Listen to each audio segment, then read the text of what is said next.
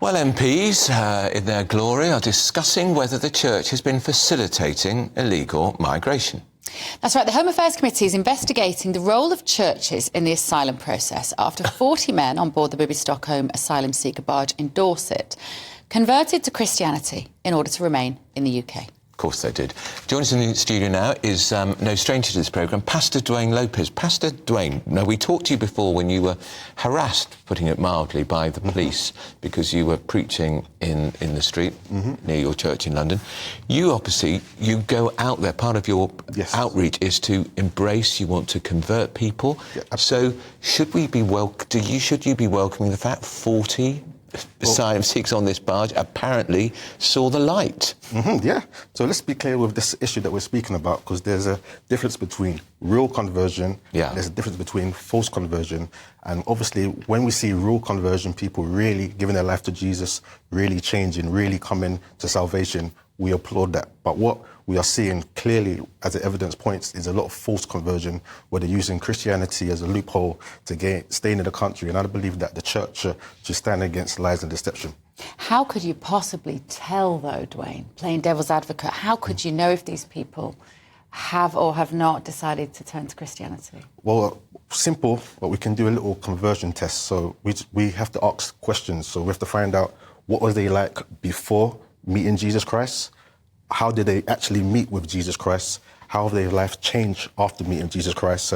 And they have to denounce the lifestyle they were living before and live the lifestyle of Christianity. So Jesus says, you know them by their fruits. So there has to be some fruit inspection before we can just say, yeah, they're a Christian.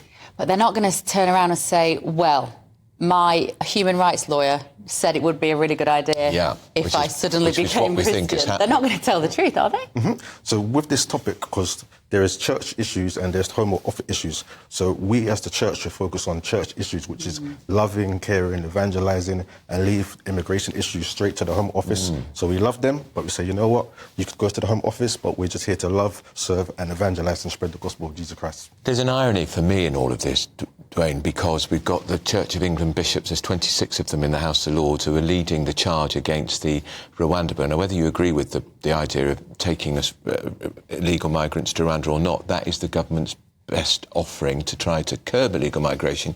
So they're trying to block that, trying to destroy it, and yet at the same time they are conniving, in my view, in asylum seekers telling lies about their Christian conversion so they can stay here illegally. Yes, so we as the church should be against all form of lies and all form of deception, and we should be preaching truth, Jesus Christ, and that should be our focus, that should be our attention.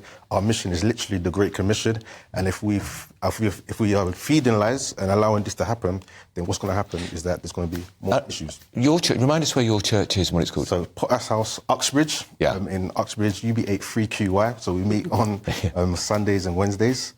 Sundays at 1:30, Wednesdays at 7:30. Right. Now, have you had any people you suspect may be asylum seekers who come into your church to potentially convert? All types of people who have come into our church to convert. There's not currently some suspected asylum seekers, but we welcome all people. We love all people. We treat them with dignity and respect. But we're not going to allow a facility of people coming to our church just to stay in the country. We'll just say this. What would you do if you had a couple who you think are asylum seekers and they say, Pastor, I want to convert? How long would it take them to do that? Yes, so we welcome everyone who wants to convert and give their life to Jesus Christ. And if they want to do that, that's fine. And that will be our focus, and there has to be a process of discipleship that needs to take place. But regarding any home office issues, we say you have to go to the home office.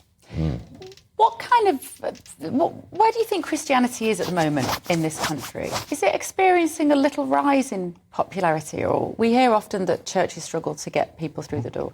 I believe that this is a Christian country and we need to preserve our Christian heritage, because if we do not preserve a Christian heritage, then what's going to happen is that other beliefs, other religions, other systems are going to take over, and as a result, we can see this being taking place. So what we need to do is come back to the Bible, come back to Christianity and preserve it. Otherwise, we're going to see a decrease like we see now.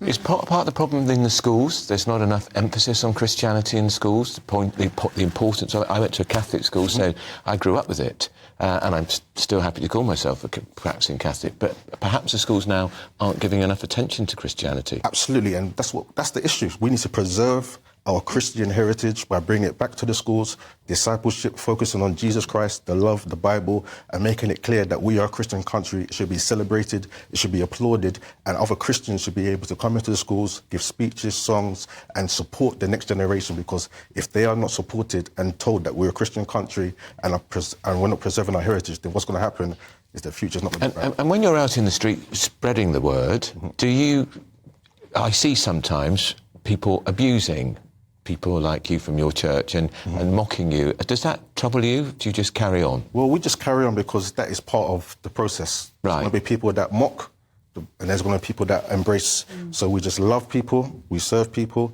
and we just focus on the ones that really want Christ, and we don't allow that to distract us. Is it a challenge to get younger people through your door? Yeah, it's always a challenge to get anyone through the doors because everyone's got different belief systems and going through different things. But once we preach a simple, clear message, Jesus Christ, I believe that truth is universal. I believe that truth, can hit home. And once they receive the truth and spoken in love, then they And actually, I think what I'm rather envious of my friends who have a faith is the sense of community and Very important. local mums that I knew who had babies in our area. The support they got from their church community, the pots of cooked food was arriving when they were. Yep. I mean, that is something that I think the church doesn't sell wonderful. enough. Yeah, the fellowship, the community, the support that you can receive.